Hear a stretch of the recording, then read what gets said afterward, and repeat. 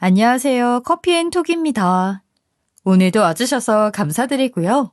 바로 사연 읽어보겠습니다. 저는 한동안 못되고 독하지 못해 부자가 못 되는 건가 하는 생각이 들 때도 있었어요. 저는 엄마에게 물려받은 성격인지 이상하게 받은 것보단 베푸는 것이 더 큰 행복을 느끼는 편이었거든요. 하지만 평생 베풀고 살아도 큰 부자가 되는 것도 아니고 해서 어떨 때는 괜히 남 좋게 살고만 있는 것 아닌가 하는 생각을 하기도 했어요. 하지만 얼마 전 이렇게 베풀며 살기를 잘했구나, 엄마에게 좋은 것을 받았구나 하고 확신하게 된 사건이 있었어요. 결코 돈과는 맞바꿀 수 없는 인복이 돌아오는 것을 보게 되었기 때문이지요. 저희 엄마는 어려운 사람을 보면 절대 그냥 지나치지 못하는 분이었어요. 어느 정도였냐면 제가 어릴 때 엄마가 한겨울에 얇은 옷 하나만 입고 집에 들어온 적이 있었어요. 벌벌 떨며 들어온 엄마를 보고 왜 그렇게 얇은 옷만 입고 들어왔냐고 물어보았더니 엄마는 이렇게 말씀하셨어요. 지하철 계단 아래에 어떤 할머니가 혼자 쭈그리고 앉아서 벌벌 떨고 계시잖아. 옷이 너무 얇기에 엄마 옷을 좀 벗어줬어. 그리고 경찰서에 데려다 드리느라 시간이 좀 걸렸지 뭐니. 가족들이 엄마에게 그러다 감기 걸린다고 남을 너무 먼저 생각하는 거 아니냐고 말하자 엄마는 또 이렇게 말씀하셨어요. 아이고, 엄마는 감기에 걸려도 이렇게 하는 게 마음이 편해. 그 나이 많은 어르신이 얼마나 추웠겠니. 그 모습을 보는데 마음이 너무 아프더라고. 엄마는 젊으니까 괜찮아. 할머니가 따뜻하게 집을 찾아가시면 엄마는 그게 더 좋아. 우리 엄마는 이렇게 너무너무 착한 분이었어요. 그래서 저희 집에는 밥을 먹고 가는 어르신들도 참 많았어요. 점심이든 저녁이든 엄마는 사정이 딱한 할머니나 할아버지를 모시고 와서 끼니를 챙겨드렸어요. 혼자 지내는 어르신들이 끼니를 거르는 경우가 많다면서 말이죠. 그래서 어느 날은 엄마에게 여쭤본 적이 있었어요. 엄마는 왜 어르신들을 그렇게 열심히 챙기는 것인지 궁금하다고 말이에요. 엄마는 이렇게 말씀하셨어요. 외할머니가 62세의 나이로 일찍 떠나셨잖아. 엄마는 외할머니에게 못해드린 것이 많아서 그게 항상 마음에 남아있어. 그래서 주변에 계신 어르신들께 무엇 하나라도 더 나눠드리고 싶은 거야. 그러면서 엄마는 무엇이든 나눠 먹는 것이 더 맛있다고 웃으면서 말씀하셨어요. 엄마는 손이 참 큰 편이었는데 그 큰 손처럼 엄마의 마음도 참 넓었어요. 엄마는 자원봉사단체에 들어가 독거노인들을 가정방문하여 봉사활동을 하기도 했어요. 집 안팎을 청소하거나 밑반찬이나 생필품 등을 전달하고는 했어요. 엄마는 어린 나이인 저도 가끔 같이 데리고 가기도 했죠. 다리가 불편해 앉아서만 생활하시는 어르신, 건강이 좋지 않아 도움을 받아야 하는 어르신. 하지만 어르신들은 공통점이 있었어요. 그건 집을 찾아온 봉사단체 회원들에게 삶은 계란이나 요구르트 같은 것을 꼭 건넨다는 것이었어요. 특히 제가 함께 가면 어린아이가 같이 왔다며 한박 웃음을 지으시고 제 두 손에 요구르트를 꼭 쥐어주었어요. 아이고, 예쁜 아기가 왔네. 이거 먹어. 할머니 보러 엄마랑 같이 온 거야? 고마워. 덕분에 할머니가 즐거워. 그 모습을 보면서 저는 행복을 나누는 것에 관해 배워갔어요. 엄마를 통해 주변에 나누고 베푸는 삶이 어떤 것인지 체득하면서 커간 것이죠. 그래서 저는 지금도 엄마를 닮아 주변에 무엇이라도 나누며 살려고 노력하고 있어요. 그것이 반드시 저에게 돌아오는 것은 아니더라도 제 마음이 기쁘고 행복한 것만으로 만족하면서 말이에요. 하지만 그간 살아온 제 삶의 방식을 처음으로 의심하게 된 계기가 있었어요. 그것은 처음으로 시어머니를 만났을 때였어요. 결혼을 결심한 뒤 한정식 집을 예약하고 시어머니를 만나 뵈었어요. 하지만 시어머니는 저를 만나자마자 이것저것 캐물으시더니 금방 저를 못마땅한 시선으로 쳐다보셨어요. 좋은 대학 나온 것도 아니고 부모님이 대단한 것도 아니네. 잘난 형제나 친척도 없어? 아휴. 시어머니는 보아하니 사람을 딱 두 부류로 나누어 보는 사람이었어요. 나에게 도움을 줄 수 있는가 아닌가. 그게 가장 중요한 사람이었죠. 저희 엄마가 얼마나 좋은 분인지 제가 어떤 사람인지는 관심도 없는 것 같았어요. 그 다음에 배웠을 때도 시어머니는 몇 번 만나보지도 않은 제게 타박을 하기 일쑤였죠. 뭐라고? 너는 피부 관리 한 번 안 받아봤니? 하긴 돈이 많은 것도 아니고 빽이 있는 것도 아니니 피부 관리 같은 건 사치겠지. 피부과에서나 하다못해 유명 피부과 실장이라도 알고 지내야 할 거 아니야. 그런 식으로 수다분하게 산다고 돈이 생기니 뭐가 되니? 어휴, 순진한 것도 정도가 있지. 저는 그 이야기를 듣고 제가 그동안 잘못 산 것인지 곰곰이 생각을 하게 되었어요. 시어머니 말씀대로 순진하고 솔직하게만 살아와서 빽도 없고 돈도 없는 것인지 말이에요. 엄마가 가르쳐주신 삶의 방식이 실제 현실에서는 그다지 쓸모가 없다는 시어머니의 말이 맞는지 고민해보았죠. 그런 시어머니의 말들은 제 삶을 반추하게 할 만큼 충격을 던지고는 했어요. 그 후로도 몇 번인가 시어머니를 찾아뵈었는데 시어머니는 이미 저에 대해 실망했다는 태도였어요. 제가 시어머니를 만나 뵐 때 선물을 사들고 가도 크게 관심도 없었죠. 몇 번인가 만나 조금 익숙해지자 시어머니는 저에 대한 파악이 끝났다는 듯이 이렇게 이야기했어요. 너 결혼하려면 그래도 좀 나한테 도움이 되어야 하는 거 아니니? 너 볼 것 없다는 건 이미 다 아는 사실이고, 가족이나 먼 친척 중에 검사나 변호사, 교수, 사업가, 하다못해 유명하지 못한 연예인이라도 없어? 이름 대면 알만한 사람 없냐고. 시어머니는 제 주변 사람에 대해서만 캐묻기 시작했어요. 진작에 저나 우리 집안에 대해서는 들어볼 것도 없다는 듯한 태도였죠. 한마디로 포기를 한 것 같았어요. 제가 제대로 대답을 하지 못하자 시어머니는 자꾸 타박을 했어요. 이렇게 있다가는 결혼을 해도 시어머니와 잘 지낼 수 없을 것 같다는 생각이 들어서 어느 날은 제가 시어머니에게 이렇게 말씀을 드렸어요. 어머니, 제가 돈도 없고 빽도 없는 것은 맞아요. 하지만 이 집에 며느리로 들어오게 되면 어머니를 진짜 어머니처럼 마음을 다해 잘 모실 자신이 있어요. 그러니 괜찮으시면 저를 조금 예쁘게 봐주시면 안 될까요? 이렇게 애교까지 섞어가며 말씀을 드렸는데 시어머니의 생각은 확고했어요. 예쁘게는 무슨? 평범한 집안이라면 주위 사람들이라도 제대로 뒀어야지. 주변에 검사나 변호사, 교수나 의사도 없어? 영양가 없는 인맥은 만들 필요가 없어. 그동안 살면서 대체 뭘 한 거니? 보아하니 죄다 쓸데없는 인맥인데. 결혼 시점에 전부 싹을 잘라버려라. 그리고 결혼하고 나면 내 말대로 인맥 만드는 법이나 배워. 쓸모 있으려면 그 정도는 해야지.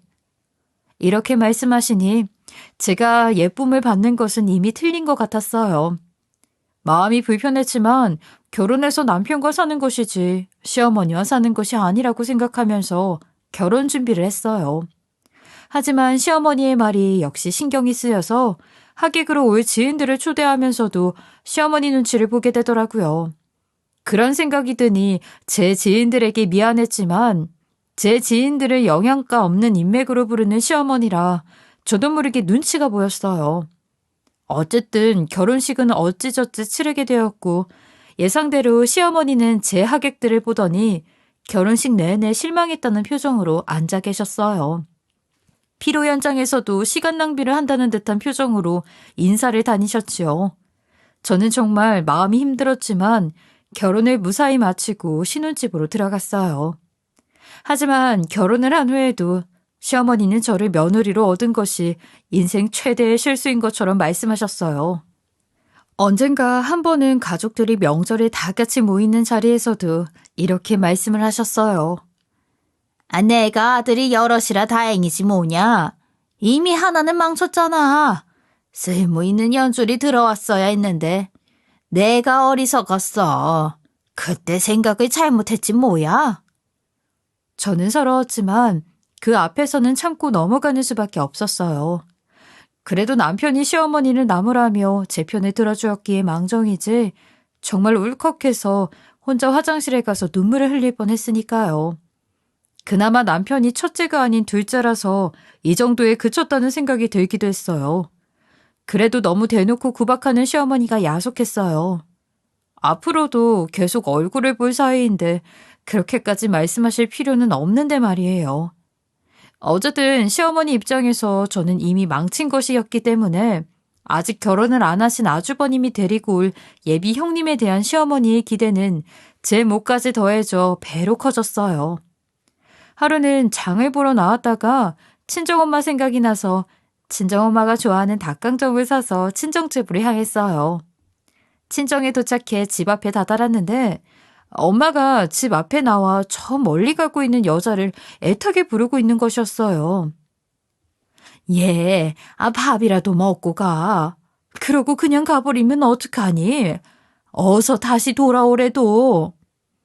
누구인지 살펴보니 한 여자가 손수건으로 눈물을 훔치면서 뒤를 돌아보지 않으려고 노력하면서 우리를 흘끔거리고 멀리 사라지는 것이었어요.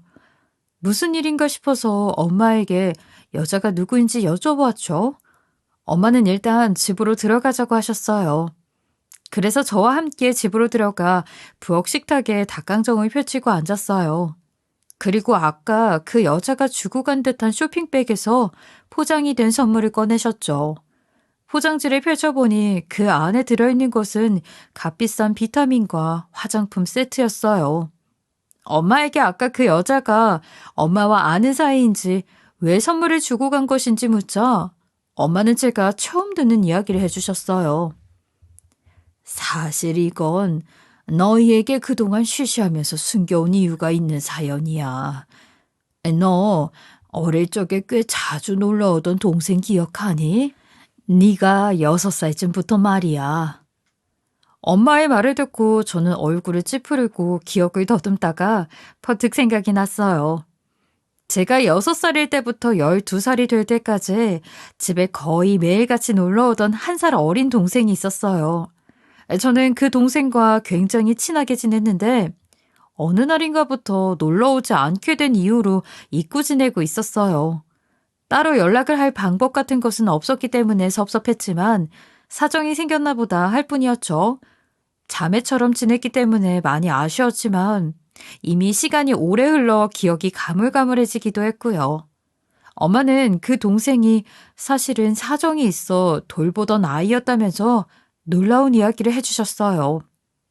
오래전 할아버지는 둘째 부인까지 데리고 살던 분이었다고 해요. 할아버지는 죽은 멋대로인 부분이 있어서 둘째 부인을 집 안으로 데리고 들어오려고 하셨지만 엄마의 형제분들은 모두 첩이라며 외면을 했다고 했어요. 그래서 결국 둘째 부인은 근처에서 살면서 가끔 용건이 있을 때만 왕래를 했다고 했어요. 착한 엄마는 둘째 부인을 마주칠 때면 인사를 하기도 하고 안부를 묻기도 하면서 지냈다고 했어요. 그 인정 때문인지 둘째 할머니가 돌아가시기 전 이미 결혼해서 저를 키우고 있던 엄마를 찾아와 사정을 했다고 해요. 둘째 할머니의 이야기를 들어보니 자식이 이혼 후 재혼을 했는데 재혼 가정에 속하게 된 손녀가 제대로 보호받지 못하고 산다는 것이었어요. 재혼을 한 상대방이 손녀를 달가워하지 않기도 하고 둘 다 일을 하러 나가고 있어서 밥도 잘 챙겨주지 않고 돌봐주지 않는다고 말이에요. 그래서 둘째 할머니가 힘 닿는 한 손녀를 보살폈다는 것이었어요. 하지만 둘째 할머니도 병원으로 인해 살 날이 얼마 남지 않았다는 생각에 불쌍한 손녀가 눈에 밟혀 도움을 요청하러 왔다는 것이었어요. 둘째 할머니 본인 코가 석자라 손녀를 챙겨줄 방법이 없다면서 밥만이라도 챙겨줄 수 없냐고 엄마에게 사정을 한 것이지요. 사실 엄마도 둘째 할머니가 마냥 반갑기만 한 것은 아니었어요. 그래도 애가 무슨 죄가 있나 싶은 생각에 둘째 할머니의 부탁을 수락했다고 했어요. 마침 그 아이의 집이 당시 우리 집 근처에 있기도 해서 엄마가 왔다 갔다 하면서 매일 밥을 챙겨주었다고 했어요. 그러다가 그 아이가 우리 집으로 와서 밥을 먹는 일도 많아졌고 저와 그 아이가 자연스럽게 자매처럼 친해졌던 것이지요. 그렇게 엄마는 무려 6년 동안 그 아이를 보살펴 주었어요. 심지어 어떨 때는 제 방까지 내어주며 자고 가라고 할 때도 있었죠. 아이가 상처받지 않도록 진짜 엄마는 아니더라도 가정의 평범한 행복을 느끼며 살아갈 수 있도록 신경을 쓰셨다고 했어요. 저도 기억을 더듬어 보니 그 아이가 제 방에서 함께 자고 갔던 것이 기억이 났어요. 그때 우리는 그 또래 아이들이 그렇듯 신이 나서 밤 늦게까지 놀다가 자고는 했어요. 그러다가 아이의 부모가 아이를 해외로 유학을 보냈다고 했어요. 그래서 그 뒤로 아이를 쉽게 볼 수 없었지만 몇 년 후 아이가 한국으로 돌아온 후에 엄마를 찾아온 적이 있다고 했어요. 유학을 가서도 엄마에게 감사한 마음을 가지고 있었다고 말이에요. 그 후로 엄마와 그 아이는 종종 연락을 주고받았고 성인이 된 이후에도 말없이 찾아와 선물이며 돈을 수시로 놓고 가고는 했다고 했어요. 그런데 아무래도 어릴 때 기억 때문인지 아니면 다 큰 후에 자신의 상황을 이해했기 때문인지는 몰라도 오래 머물고 가거나 저나 다른 가족들을 만나고 가려고 하지 않았다고 했어요. 둘째 할머니의 손녀라는 위치에 있는 자신이 다른 가족들이 불편한 상황을 만들 수도 있다고 생각을 하는 것 같았어요. 엄마는 그것이 항상 안타까워서 밥이라도 먹고 가라고 붙잡지만 그래도 성인이 된 그 아이는 여전히 엄마에게 고마움만 표시하고 빠르게 떠나고는 했다고 해요. 안타까우면서도 따뜻한 사연을 듣고 저는 다음에 그 아이가 찾아오면 말을 걸어야겠다고 생각했어요. 저에게도 유년 시절에 좋은 친구였으니까요. 다음에는 꼭 만나봐야겠다고 생각하면서 저는 집으로 돌아왔죠. 하지만 친정엄마의 이런 훈훈한 사연과 달리 시어머니 댁에서는 매번 듣기 싫은 말들을 들어야만 했어요. 한 번은 시어머니가 허리를 삐끗하셔서 병원에 다녀오셨고 제가 한동안 수발을 들었던 적이 있었어요. 그때 시어머니는 내내 저에 대해 불평불만을 하셨어요. 아니, 주변에 아는 의사가 없어서 병원에 가서 한참을 기다렸잖아. 허리가 아픈데 그렇게 오래 기다리면 얼마나 신경질이 나는 줄 아니? 너는 의사 한 명 아는 사람도 없이 뭐하고 살았어? 아는 의사가 있으면 금방 진료를 받고 치료를 받았을 거 아니야. 에휴, 진짜 내가 속이 터져서. 시어머니가 허리가 아파서 더 짜증이 많으신 것이라고 이해하고 넘어가려고 했지만 그래도 그 말을 듣고 있는 입장에서는 속이 박박 긁히는 기분이었어요. 허리가 아파서 병원에 다녀왔는데 그 순간에도 제 흉을 볼 것을 찾아내다니. 그런 타박을 듣는 것도 싫었고 허리가 아프다고 그런 말로 저에게 화풀이를 하는 것도 싫었죠. 그래도 그냥 꾹 참고 말없이 집안일을 하고 있는데 또 이렇게 말씀하시는 것이었어요. 인맥도 없으니 너 같은 애는 그냥 집에서 집안일이나 하면 딱이다. 앞으로도 우리 집에서 밥하고 빨래나 해. 요령도 없는 네가 밖으로 나다닌다고 빽이 생기겠니? 답답이가 따로 없네. 알겠어? 저녁까지 다 차려놓고 가. 아무리 좋은 마음으로 시어머니를 도우러 왔다고 해도 이런 막말을 듣고 있는 제 처지가 딱하게 느껴졌어요. 제가 무엇을 잘못했기에 이런 소리까지 들어야 하는 건지. 그놈의 빽이 중요하다는 것은 알겠지만 이렇게까지 막말을 내뱉으실 일은 아니라는 생각이었어요. 어쨌든 저는 아픈 시어머니를 최대한 건드리지 않도록 노력하면서 집안일을 끝내고 집으로 피신할 수밖에 없었어요. 또 한 번은 이런 일도 있었어요. 제가 시어머니 댁에서 저녁을 함께 먹으려고 장을 보고 있는데 마트에 나와 계시던 시어머니가 동네 또래 친구분들과 이야기를 나누고 계신 것을 보았어요. 제가 멀리서 이야기를 들어보니 시어머니 친구 중 한 분이 사위의 친척 덕분에 거의 공짜로 해외여행을 나가게 되었다는 자랑을 하고 계셨어요. 사위의 친척이 대기업 상무인데 대기업 복지 혜택으로 비행기표와 패키지 여행을 거의 공짜로 예약을 해주었다는 것이었어요. 올해 내로 사용해야 되는 복지 혜택인데 본인이 사용하지 않을 것 같다고 사위에게 양보했다는 것이지요. 그 말을 듣자 시어머니는 마치 기다렸다는 듯이 이렇게 말씀을 하셨어요. 어머, 너무 좋겠다. 아이, 나는 하나 얻은 며느리가 그런 인맥도 없어서 덕을 못 보지 뭐야. 어떻게 본인도 대단한 것이었고 친척이나 지인 중에 대기업 상무 한 명 없을 수가 있어? 내가 기대를 크게 한 것도 아닌데 정말 매번 답답하고 실망스럽다니까. 아, 진짜 부럽다. 물론 제가 시어머니의 바람을 모두 채워주지 못하고 있기는 하지만 다른 사람에게까지 자신의 며느리 흉을 보는 시어머니가 정말 너무하다고 생각이 되었어요. 제가 빽이 없다는 이유로 이런 말까지 들어야만 하는 것인지 정말로 속상할 뿐이었어요. 그런 시어머니가 더욱 기고만장하게 된 일이 있었어요. 아주버님이 데리고 온 예비 형님이 굉장한 집안의 자제였던 것이었어요. 듣기로는 예비 형님 집안은 정치인 집안이어서 국회의원이나 시의원, 장관급까지 질비하다는 것이었어요. 아주버님은 형님을 소개로 만나게 되었는데 둘이 잘 맞아 결혼 이야기까지 하게 되었다는 것이었지요. 시어머니는 콧대가 천장까지 닿을 것 같은 표정으로 이렇게 이야기를 하셨어요. 아이, 내가 복이 많은가 보다. 둘째 혼사를 망쳤다고 생각했는데 첫째가 이렇게 체면을 살려주지 뭐니. 정치인 집안이라니 아주 고개를 들고 떵떵거려도 모자라겠어. 얼마나 좋냐. 네가 못 가진 빽을 너희 형님이 채워주려나 보다. 예비 형님이 그렇게 대단한 사람이라니 어떤 분일지 궁금했지만 시어머니의 말은 여전히 듣고 싶지 않았어요. 그놈의 빽을 얻는 것이 그렇게 좋은지 시어머니는 저를 만날 때마다 예비 형님의 집안 이야기를 하셨어요. 아직까지 결혼을 한 것도 아닌데 왜 이렇게 흥분하시는지 저는 이해할 수 없었지만 이번에도 그저 그러려니 하고 있었죠. 얼마 뒤 친정엄마 댁에 들렀다가 시어머니 댁에도 과일 한 바구니를 사서 들렀어요. 항상 친정을 갔다 오고 나면 저도 모르게 시어머니에게 마음이 쓰였어요. 시어머니가 저를 부른 것도 아니었지만 제가 마음에 짐을 가지고 있는 것이 분명했어요. 꼭 시어머니에게도 뭔가 챙겨드려야겠다는 생각이 들었거든요. 시어머니 댁에 도착해 들어서 보니 시어머니는 전화를 하느라 정신이 없으셨어요. 그래서 인사를 하는 저를 보고도 대충 휙휙 손짓으로만 이야기를 하셨죠.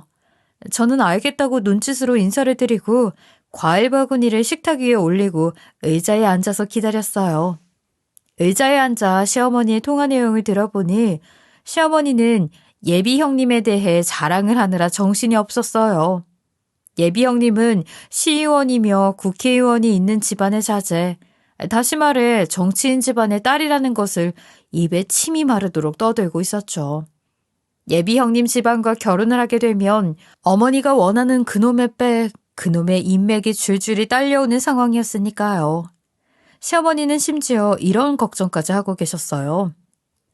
아니, 우리 큰며느리가 정치인 집안이라니까.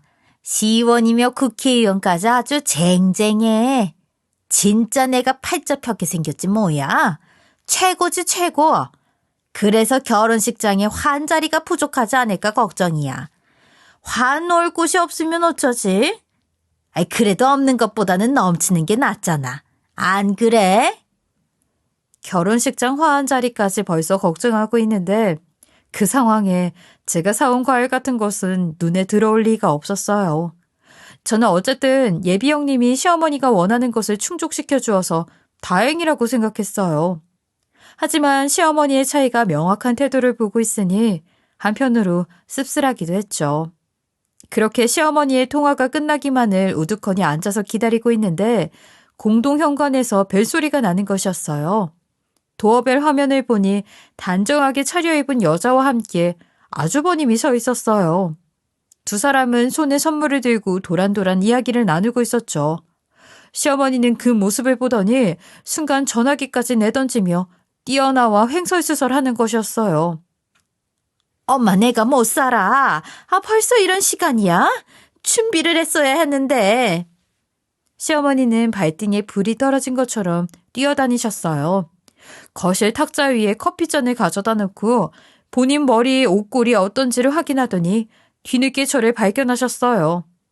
시어머니는 마치 못 볼 걸 본 것처럼 눈을 동그랗게 뜨더니 글쎄 저를 어거지로 일으켜 등을 밀더니 베란다로 밀치는 것이었어요.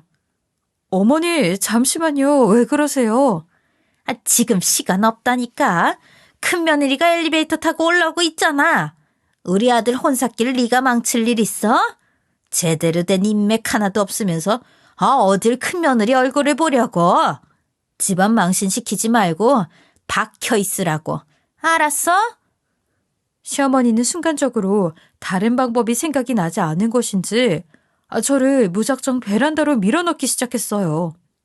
이렇게까지 저를 취급하는 시어머니에게 크게 실망을 했죠. 저는 예비 형님과 아주버님을 차라리 모른 척하고 이 자리를 피해 밖으로 나갈까 생각을 했어요. 아주버님이 아는 척을 해도 그냥 지나쳐버리면 되지 않을까 했죠. 그런데도 시어머니는 급한 불부터 끄자는 생각으로 저를 베란다로 밀어넣었어요. 현관문 벨이 울리기 시작했기 때문에 저는 어쩔 수 없이 차가운 베란다 바닥을 밟고 벽 뒤에 숨어 있을 수밖에 없었어요. 닫힌 베란다 문을 통해 거실에서 하하호호 웃는 소리가 들려오기 시작했어요. 예비 형님과 아주버님이 인사를 하고 시어머니가 아주 반가운 목소리로 웃고 있었어요. 그 웃음이 가식적으로 들렸지만 어쨌든 저는 문제를 일으키지 않기 위해 숨을 죽이고 있었죠. 하지만 1시간이 지나고 30분이 더 지나고 나니 저는 화장실이 너무나 가고 싶어졌어요. 시어머니가 저를 베란다에 밀어넣을 때부터 화장실에 들르고 싶은 마음이 있었는데 이제는 소변이 너무 마려워 다리가 빌빌 꼬이는 것 같았어요. 그런데 때마침 거실에서 들려오던 소리가 조용해진 것 같았어요. 베란다 문에 귀를 대보니 시어머니의 웃음소리도 사라지고 고요해진 것 같았죠. 아무래도 자리가 정리된 분위기인 것 같아서 저는 거실로 들어가기로 했어요. 화장실까지 참아가며 베란다에 숨어 있는 것이 참 어이가 없는 상황이기도 했죠. 그래서 커튼이 쳐진 베란다 문을 조심스럽게 열고 거실로 들어선 순간 현관에서 신발을 신고 있던 예비 형님과 정면으로 눈이 마주쳤어요. 순간 이 상황을 어떻게 설명해야 하나, 어떻게 모면해야 하나 하고 아찔해졌어요. 도둑 흉내라도 내야 하는 것일까 하고 5만 가지 생각이 스쳐 지나갔어요. 그런데 저를 뚫어져라 쳐다보던 형님이 벌떡 몸을 일으켜 신발을 벗고 거실로 들어오는 것이 아니겠어요? 그러더니 눈물을 글썽이며 제 앞에 머리를 푹 숙이면서 인사를 하는 것이었어요. 저는 당황했어요. 아무래도 저를 다른 사람으로 착각한 것 같아서 일단 함께 인사를 했죠.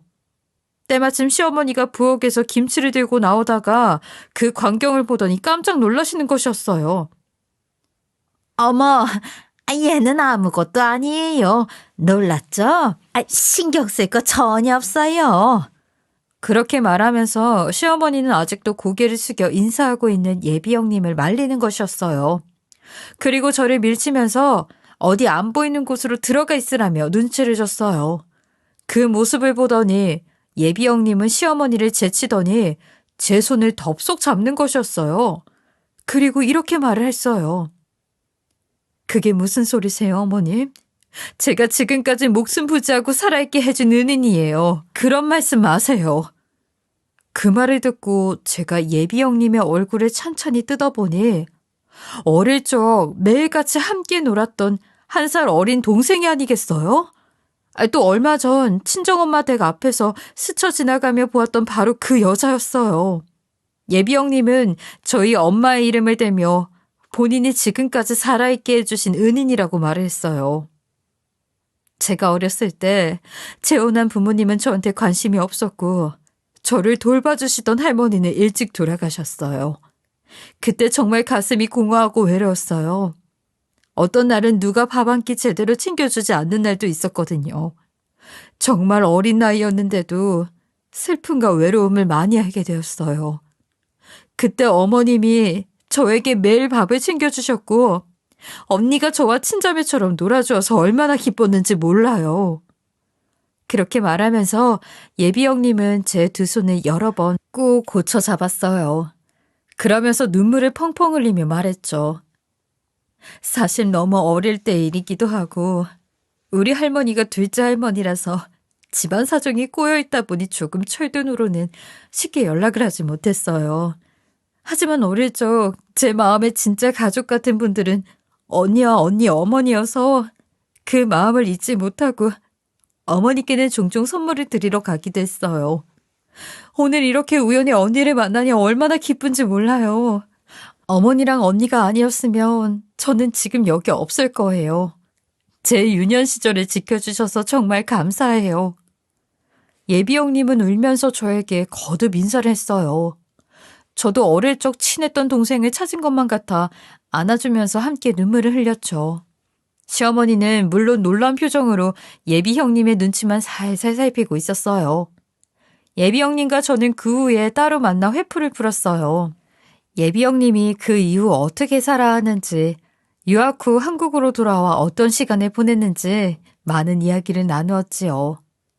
예비 형님은 어릴 적 보았던 제 얼굴이 기억이 난다면서 진짜 언니처럼 저를 바라봐 주었어요. 저도 이렇게 신기한 인연이 닿은 것에 기뻐하며 예비 형님을 동생처럼 챙겼죠. 예비 형님은 그 이후 일부러 저와 함께 시어머니 댁을 찾았어요. 그리고 시어머니 앞에서 당당히 말했죠. 제 결혼은 이제 언니에게 달려 있어요. 언니가 이 집에서 제가 들어오는 것을 찬성해주면 결혼을 하려고요. 언니는 저의 친언니나 다름이 없고 언니의 친정어머니가 저희 친엄마나 다름이 없거든요. 언니가 보기에 이 집안은 아니라고 생각한다면 저도 생각을 접으려고 해요. 결혼은 가족들의 의견을 듣고 결정하고 싶거든요. 그 말을 들은 시어머니는 갑자기 제 눈치를 살피면서 이렇게 비굴하게 말하는 것이었어요. 어머, 둘째 며느리야. 내가 요즘 네 몸이 허한 것 같아서 곰탕 좀 구워놨어. 점심 아직 안 먹었지? 점심 내가 차려줄 테니 좀 먹고 가라. 그리고 네가 이렇게 좋은 인맥이 있었으면 친절하게 말해주지 그랬니? 내가 몰랐네. 그동안 섭섭한 거 있었으면 다 털어버려. 내가 원래 너한테 잘하는 거 알지? 다음에는 몸에 좋은 홍삼 좀 챙겨줄게. 예비 형님한테 말 좀 잘해주고. 알겠지? 저는 어이가 없어서 너털 웃음이 나올 것 같았지만 참았어요. 그 후로 시어머니는 틈만 나면 저한테 연락해서 과일을 사주겠다는 등 백화점 쇼핑을 가자는 등 전과는 확 달라진 대우를 했어요. 처음에는 이 모습이 눈꼴이 시렸죠. 그동안 저를 그렇게 구박하고 대놓고 비난했는데 예비 형님이라는 인맥 하나로 손바닥 뒤집듯 태도가 변했으니까요. 저는 한동안 시어머니의 그런 태도가 못마땅했지만 잘 생각해보니 이 기회를 통해 어머니와의 관계에서 주도권을 잡아야겠다고 생각했어요. 또 앞으로는 저를 예전처럼 무시 못하도록 해야겠다고 생각했죠. 예비 형님도 제 이야기를 듣더니 이렇게 말을 했어요. 언니, 시어머니 같은 성향은 구워 삶기에 하나도 어렵지 않아요. 언니가 그동안 듣기 싫은 소리 다 들으면서 살았잖아요. 이번에 제 말대로 해서 시어머니가 다시는 그런 이야기 못하도록 해봐요. 시어머니 같은 사람은 돈 몇 푼이면 아무것도 아니거든요. 제가 보여줄 테니 언니는 저랑 딱 붙어 있어요. 그렇게 말하고 예비 형님은 추석에 시어머니를 찾아갔을 때 이렇게 말했죠. 어머니, 건강히 잘 지내셨어요? 다름이 아니라 추석 선물 좀 챙겨가지고 왔어요. 저희 큰아버지가 안과 병원을 운영하시는데 안과 검진 티켓을 가져왔거든요. 시어머니 눈 건강 확인해 보시라고요. 이게 다 우리 동서 언니를 만났기 때문 아니겠어요? 언니랑 가족 사이가 된다고 생각하니 기쁘고 시어머니가 언니와 저를 아껴주시니 저도 더 잘해야겠다는 생각이 들어서요. 예비 형님이 이렇게 말하면 시어머니는 전에 없던 눈웃음까지 지어가면서 제 눈치를 살살 보는 것이었어요. 아이고, 우리 큰며느리 말이 맞지. 내가 우리 큰며느리랑 둘째 며느리를 얼마나 아끼는데 우리 둘째 며느리가 언젠간 큰일을 할 줄 알았어. 덕분에 내가 이렇게 안과 검진도 받는 거 아니겠니? 정말 고맙다. 내가 정말 잘할게. 이렇게 굽신거리는 시어머니의 모습을 보니 통쾌하기는 했어요. 시어머니는 매번 저와 예비 동서만 보면 들러부터 아부하기 바빴죠. 어떤 날은 예비 형님과 제가 시어머니에게 여행 패키지를 결제해주면서 이렇게 말하기도 했어요. 어머니, 제가 어머니 여행 다녀오시라고 패키지 결제해두었어요. 어머니 재미있게 다녀오시라고요. 어떠세요? 어머니 좋아하시는 그 인맥보다 저희가 더 낫죠? 그러자 시어머니는 아주 눈에 보일 정도로 화색을 띠면서 이렇게 말씀하셨어요. 아이, 그렇지, 그렇지. 우리 며느리들이 최고지. 내가 언제 백 같은 거 필요하다고 했어? 아이, 아니야, 아니야. 그런 거 필요 없어. 나는 너희 둘이면 충분해. 정말 고맙다. 아, 이거 잘 다녀올게. 예비 형님 말대로 돈 몇 푼으로 시어머니는 태도를 정반대로 바꿨어요. 그런 모습을 보자 참 씁쓸하기도 했지만 속이 시원하기도 했어요. 대놓고 시어머니에게 인맥이 중요하다는 것은 아니라는 말을 할 수 있었으니까요. 그렇게 아주버님의 결혼식 날이 찾아왔고 형님은 정치인 집안답게 으리으리하고 아름다운 결혼식을 올렸어요. 시어머니가 화한 자리를 걱정한 것처럼 결혼식 날 화환이 끝도 없이 서 있었죠. 결혼 과정에서 예복이며 예단을 넉넉히 받은 시어머니는 결혼식 내내 입이 귀에 걸려 있었어요. 시어머니는 저에게도 연신 머리를 숙이며 덕분에 좋은 인연을 맺었다고 고마워하고 저와 형님을 칭찬하기에 바빴죠. 형님의 예상대로 시어머니를 구워 삶는 것은 정말 쉬운 일이었어요.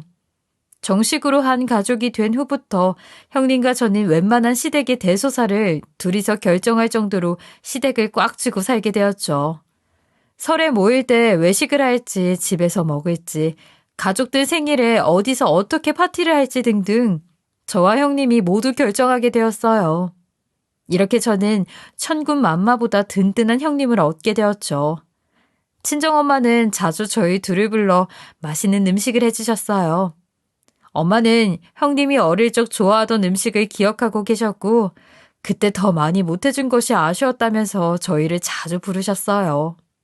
엄마는 딸과 다름없는 우리가 자매처럼 지내서 뿌듯하다고 하셨어요. 친정엄마 댁에 갈 때마다 형님은 행복한 표정으로 이렇게 말했어요. 엄마, 우리 행복하게 평생 살아요.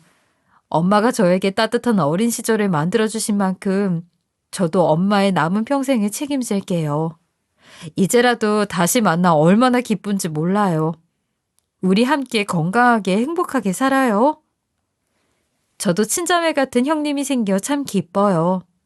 엄마가 가르쳐 주신 남에게 베푸는 삶의 방식이 이렇게 큰 선물로 돌아오다니 저도 엄마의 삶의 방향을 따라 잘 살아왔다는 생각이 들어요. 형님은 엄마의 덕이 쌓여 만나게 된 인연이라는 생각이 들어요. 절반은 엄마 덕이었으나 앞으로 나머지는 제가 잘 지켜갈 생각입니다. 뒤늦게 얻은 동생과 함께 엄마를 모시면서 말이에요. 저의 신기하고 기막힌 인연 이야기 들어주셔서 감사합니다. 지금까지 커피앤톡이었습니다. 오늘도 끝까지 함께 해주셔서 감사하고요. 다음 영상으로 또 찾아뵙겠습니다.